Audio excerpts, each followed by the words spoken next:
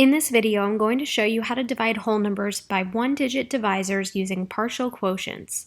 In the first example, we're going to divide 762 by 3. We're going to look at the greatest placed value, which is the 7 in the hundreds place, and divide it by 3.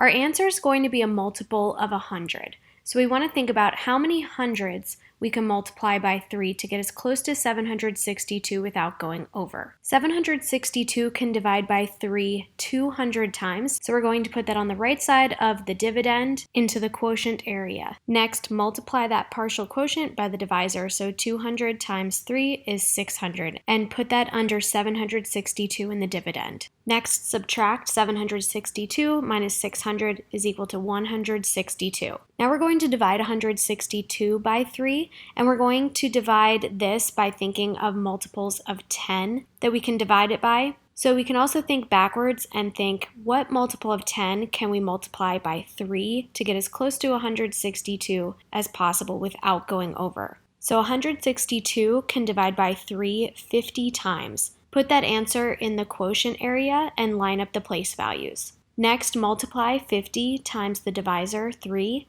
to get 150 and put it under 162 in the dividend. Next, subtract 162 minus 150, which equals 12, and then we'll start the steps over again. Now we are going to divide 12 by 3, and 12 can divide by 3 4 times. Put this answer in the quotient area, lining it up by place value. Then multiply 4 times the divisor 3 to get 12 and put it under 12 in the dividend. Next, subtract 12 minus 12 is equal to 0, and there is nothing left to divide, so add the partial quotients together, and the final answer is 254.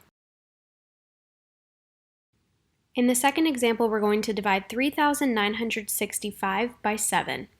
Look at the greatest place value, which is the 3 in the thousands place, and we're going to look at dividing that by 7, but we want to look for a multiple of 1,000.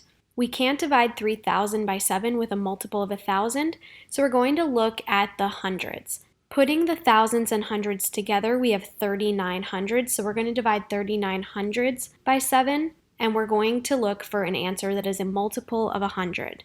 You can also think about it in the opposite way and ask yourself, how many hundreds can I multiply by 7 to get as close to 3,900 as possible?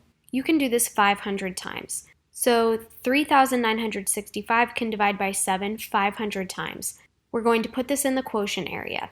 Now multiply 500 times the divisor 7 to get 3,500 and put it under the dividend. Next, subtract 3,965 minus 3,500 is equal to 465.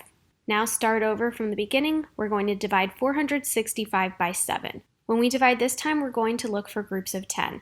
So working in reverse, we can ask ourselves, how many 10s can we multiply by 7 to get as close to 465 without going over as possible? We can do this 60 times. So 465 can divide by 7 60 times. Now multiply 60 times the divisor 7 to get 420. Subtract 465 minus 420, which equals 45. Next, we'll divide 45 by 7. 45 can divide by 7 6 times. Record this answer in the quotient area, and then multiply 6 times 7 to get 42. Now subtract 45 minus 42 is equal to 3. And we cannot divide 3 by 7, so 3 is going to be our remainder. Now add the partial quotients to get a final answer of 566, remainder 3.